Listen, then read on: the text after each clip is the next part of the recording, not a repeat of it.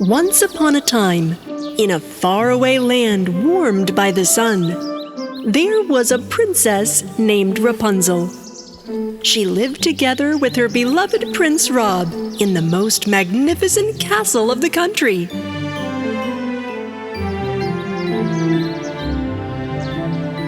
One day, Rapunzel was swinging on her hair at a tree in the castle's garden when she heard a voice she had never heard before.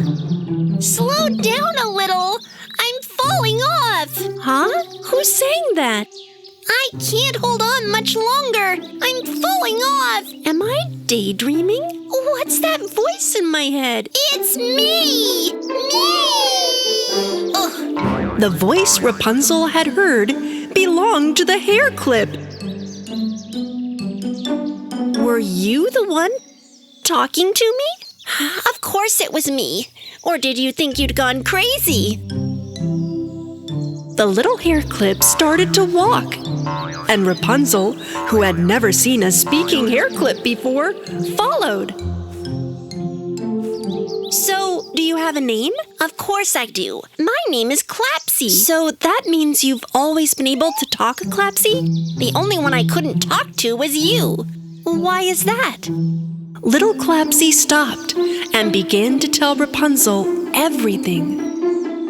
I was a beautiful young girl like you once, too. Of course, my hair wasn't as long and blonde and shiny as yours. Whatever. One day, I went to pick up some black mulberries that grow in the dark forest.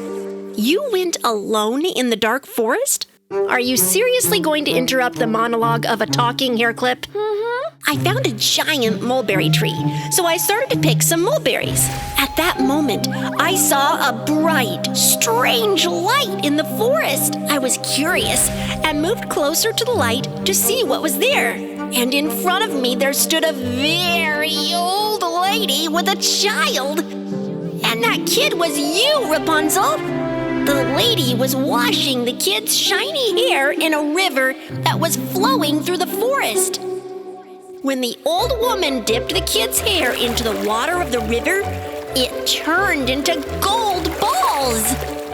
She took one of the gold balls in her hand and whispered something. Then the balls suddenly turned into a fan of gold. When the woman used the fan to cool her face, she became younger and younger. I couldn't believe my eyes. So I walked up to her, and then she suddenly spun around. What are you doing here?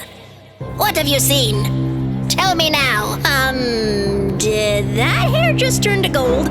I said. Then the old lady, who looked young, transformed me into a hair clip.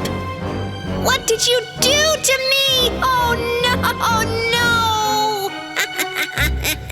From now on, you're gonna be a hair clip that protects my little Rapunzel's hair. Is that true? It happened because of me? We have to break the spell. It was all the fault of that evil witch, Camilla. Only Camilla knows how to make me a human again. Rapunzel and Clapsy agreed to make their way to the tower where the witch Camilla lived. After they walked a little while, deep into the forest, they came across a river. To cross the river, Rapunzel built a small boat out of her hair. They jumped on the boat and went to the other side of the river. After running around among the huge trees, they finally saw the high tower. Here it is, the tower I was once trapped in. So, how are we going to climb up, Rapunzel? Let's see. We'll watch her from a safe distance. Rapunzel put Clapsy to the ends of her hair. On both sides, she attached huge leaves like a kite. Then she threw her hair into the sky and to the top of the tower. Alley-oop! Get along, little hair clip! Clapsy floated through the sky and looked inside. What she saw first was a broomstick that swept the floor by itself. A moment later, she heard Camilla talking to the broomstick. Broomstick, broomstick, my golden broomstick broomy. Tell me, how am I going to get Rapunzel's hair back? I can't live without my gold. Don't be sad, my lady. If you'd just look out the window, you'd see that magic hair. Clapsy went straight back to the ground. Your brain is swept away, Broomy. No, my lady, I'm telling the truth. If you don't believe me, just have a look. Clapsy nervously told Rapunzel that Broomy had seen her.